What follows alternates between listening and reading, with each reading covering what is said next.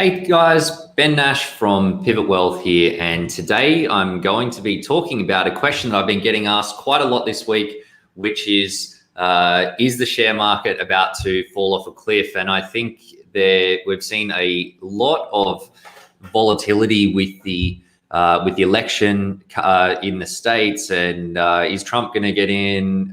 Is Biden going to get in? And there was a bit of backflipping, sort of back and forth on that one. The markets have been very volatile as a result. We've seen a lot of heat come off in the last little bit, particularly last 2 days in America. But then we've got the Australian share market rallying pretty strongly still. A bit of structural change and stuff. So today, what I want to do is talk about the key things that you need to know to, I suppose, to figure out whether you should be investing. Is it all just hype, or is there something more to it? And how do you best set yourself up for success in the current environment with all the ups and downs? Now, guys, look, please, before I jump into the content today, please do not go out and make any life-changing decisions off the back of what I talk about today. I would strongly encourage you guys to seek out some personalized advice before jumping in. You should be doing that anyway. So, guys, look, I suppose the problem with in the current environment is that there's so much talk out there.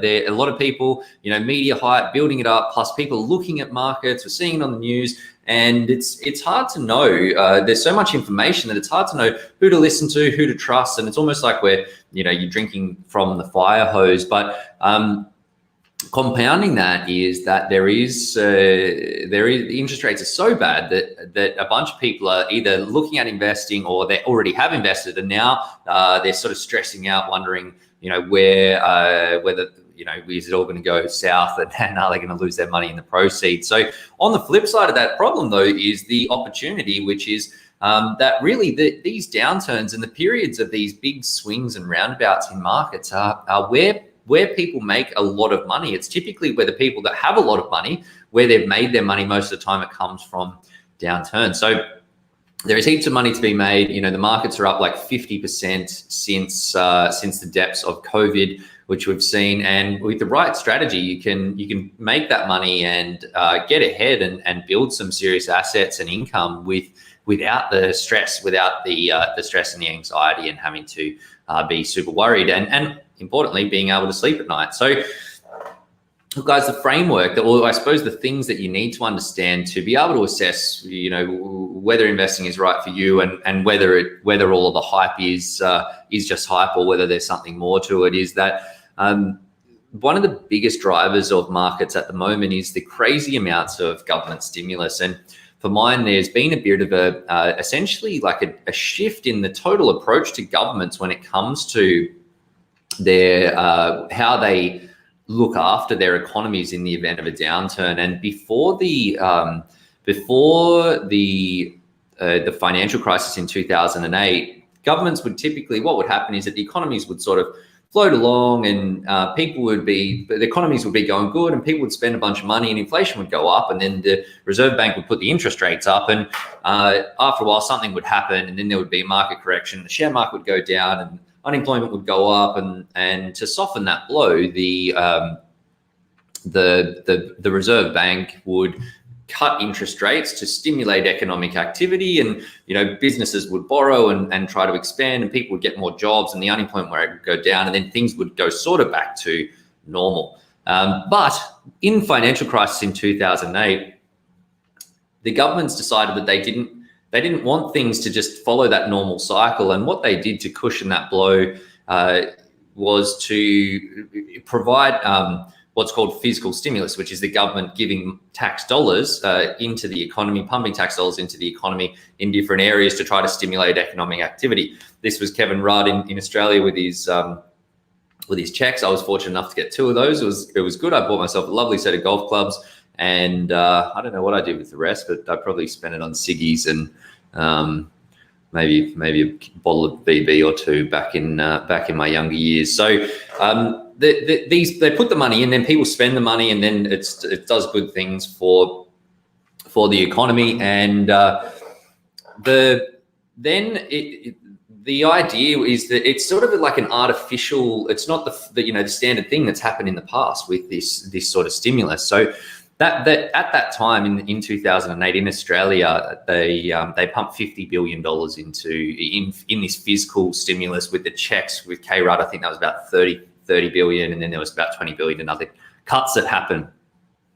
So far, in this current coronavirus crisis, we've seen, I think it's over 400 billion last time I checked, it just in the Australian government alone, which is 8 times the level of stimulus that's happened in 2008, which is a severe economic recession. In fact, the biggest financial crisis they were saying that we had seen since the Great Depression of 1929, and a prolonged one at that. The financial crisis went on for years and years, whereas this coronavirus seems to be very sort of short-lived, at least in what we've seen to date. So you see that if the government's putting in 8 times as much fake money, and well, it's real money, but it's their money, so it's not like real economic activity. If they're putting in all of this stimulus, 8 times as much, and the crisis is going for like 3 months, which is like maybe that's what 1/8 as much. You see that we're massively increase the artificial element that's stimulating the economy. In America, they've put in, I think their first big stimulus package was $2.4 trillion US dollars. And Mr. Biden, I hear he's got another, I think it was either 2.8 or $3.4 trillion lined up in stimulus that he's going to pump into the US economy through a plan once he gets his foot into the door of the White House. So you see massive amounts of stimulus, and what's happening in markets is entirely driven by that. And in fact, it's completely artificial. But the reality is that I think, and this is something I've been saying to my clients, is that you'll take artificial, like you take the money that's on the table because the money's on the table. So we could have a philosophical and moral conversation about should the governments be doing this in the first place. And in my view, probably not, although I am enjoying all of the free money. But the reality is that they are doing it. So we can either take advantage or we can not. Now, that being said, investing is not without its risks, but risks that the money is there nonetheless. So that government stimulus is happening. They're buying up bonds. Both the Reserve Bank are buying up bonds in Australia and the Fed over in the US, which means that they're basically stimulating the markets where businesses can lend money. Now in Australia, the bond buying is limited to government bonds, but that does just mean that there's more money in the bond system. In America, it's not. They put in, I think, $200 billion or something to buy out corporate bonds. So, make sure you have the thought, should we move the company to America and start issuing some bonds? Because I would love the government to be giving me money for basically no cost and then not having to pay it back for years and years. So that in itself, it again sort of stimulates this business activity and allows businesses to continue. And no doubt it allows some businesses to continue that probably shouldn't. So the potential that creates some risk and it kicks the can down the line. But you see that, and what those 2 initiatives have shown is that the governments have really shown that they are super committed to ensuring that the economic downturn is short, and that it is not something that filters, like that becomes a major prolonged crisis as well. So that should give investors some confidence to invest. But one of the things that you need to do to know whether it's right for you to invest right now is to set your strategy and make sure you've got that locked down and rock solid. Basically map out your timeline and start to sort of look ahead and see, how is your situation going to change over time, over the next little bit in particular. Look at the short to medium term. Do you have any things coming up, work-related stuff, changing jobs, maybe time out of the workforce, getting married, having kids, having a puppy, these sorts of things that can impact your cash flows of things, because you want to make sure if you are going to do any sort of investing that you can layer them on top of what you want to do from a lifestyle perspective so that you don't get caught short. Because the key for any sort of investing, and for investing in the share market in particular, is that if you're investing in shares, you need to have the ability to hold those shares in the market for 7 to 10 years or more. Now, that's not to say that you will hold the shares in the market for 7 to 10 years or more. You can totally, if you invest money into the share market and then the share market increases in value and you want to take the money out, happy days, you come out a winner. But the 7 to 10 year mark is about if there is a downturn, which is again possible, that you have the ability to leave the money there, to just let it do its thing until it recovers back to normal, or back to a positive level, so that you're not actually losing money when you cash out on your investment. So first, map out that timeline, make sure that you've got the ability to hold the funds there for a longer period if it's needed.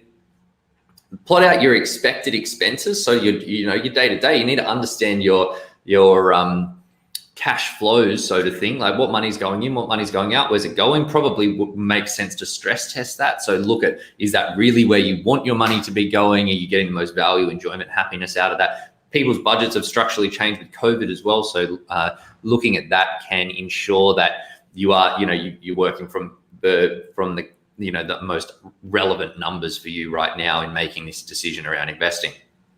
Then you want to be providing for the unexpected. I was talking to someone yesterday and she was saying that she had been doing this budgeting for a bit, but things kept coming out of the blue and catching her out. So she didn't, she wasn't putting any money aside for unexpected expenses. And that meant that she was then having to, rely on a credit card essentially in doing that. So there is unexpected expenses are things like, you crash your car, drop your phone, kid gets sick, you need to pay for some medical stuff, like a minor thing. These are things that we know are going to happen. We don't know what they are, but we know that some unexpected stuff is going to happen through the year. That's different to your emergency expenses, and it's important that you're preparing for those as well if you are going to be investing in the current market climate. So knowing that you've got to, in case you lose your job or your partner loses a job or any, medical, family things, that sort of stuff, making sure you've got a bit of a safety net there so that you can draw on those funds if something serious does happen. But if you do those things, set the strategy, map your timeline, prepare for, you understand all of your expenses, prepare for the unexpected, have some emergency stuff in place. If investing fits within that framework, then you've got the right timeline to work with, then it can make a lot of sense to do that, because cash rates are so low. It's like your money is really basically doing nothing, especially when you factor in inflation into the mix. So and the long-term return on investment markets is generally sort of 8.5% ish. So there's a significant variance there that you can take advantage of to make a bit of cash. One thing I would say though is, if you're thinking about going down the path with investing, you should also take the time to assess whether property is a viable option for you at this time. And I know talking more about share markets today, but with the property market being a bit soft, and particularly with the gearing benefit that comes with buying property, i.e., you put in a $50,000 or $100,000 deposit to buy a much bigger property, and then you've got this much bigger property working for you, then property can be a really smart move as well. So if you've got money to invest, don't just blindly think that the share market is the only option. You should understand those two options and which one is actually right for you, or whether it's a combination, what sort of combination is right for you. So guys, if you get all those things right, you're going to be well placed to invest. I suppose the actions from here really is go back to your goals. Think about why you're doing what you're doing, what's really important. Understand your numbers. What is the financial impact of those different couple of pathways, and investing at different rates or different amounts, or shares versus property, as I was just sort of talking about, and then focus on those numbers. And if you've got money that's allocated for investing, be an investor and focus on the numbers. Try to avoid the emotion as much as possible, because it's really easy. Now, psychology works against us in a lot of cases, that we do tend to focus on our emotions, and we know how everything feels, but it's hard to sort of counteract that. So once you understand the numbers, focus on the numbers. The big part of doing that, a big part of the way that you can make it easier for you to sort of hack your psychology and make sure that you are, taking the action which is actually smart, is to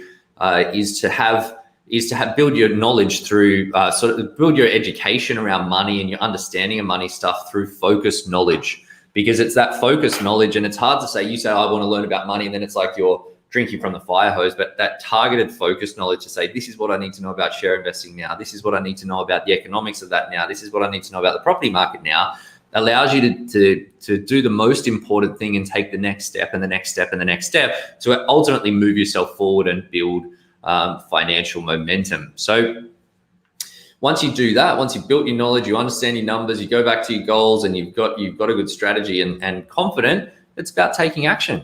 And if you're a bit of a nervous Nelly, and especially if you're talking about big numbers, just get some help. Get an investment specialist or a financial planner, financial advisor to help you out, because it's going to drive significant financial benefits over time. They'll make you take action sooner. They'll stop you from taking action when you should sometimes. So there's a bit of money to be there, and there's a lot of value. My totally unbiased opinion as a financial advisor, but if you're in that analysis paralysis, or you just the inaction trap where you're not doing anything, speak to someone and help get them to give you the push forward that you need to take the action that you know that you need to take to get the results that you want.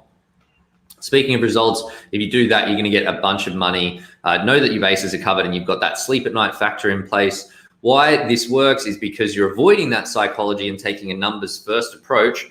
And the lesson that you should learn here is to be super selfish and focus on you. Avoid everybody else. Avoid those distractions, the armchair economists and the amateur stockbrokers. Put your strategy first, what you want first, and your goals and what's important to you. And get yourself good help if that's what you need to move things forward. So guys, that's it from me for now. I hope you found that helpful. If you want any further information, there are a bunch of resources, and you can contact us through the Pivot Wealth website at www.pivotwealth.com.au. Cheers guys, stay safe out there.